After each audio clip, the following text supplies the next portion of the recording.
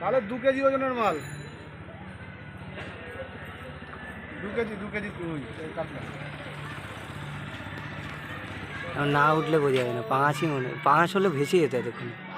দেখ না আর বড় ছিপ না, তোর সমস্যা হবে। মাছ ধর থেকে দেখতে মজা লাগে। ভিডিও করছি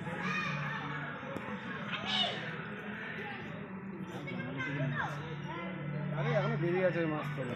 আর বড় ছিপ না, ছোট ছিপ হলে আরো তাড়াতাড়ি কাটবে। 2 কেজি হবে কাতলাটা, তুই দেখ না। হ্যাঁ না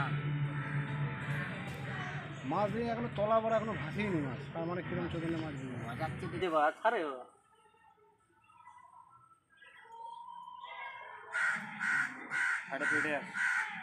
ও বাবা, হেভি জায়গায় বেঁধেছে, ওর ক্ষমতা নেই যাওয়া।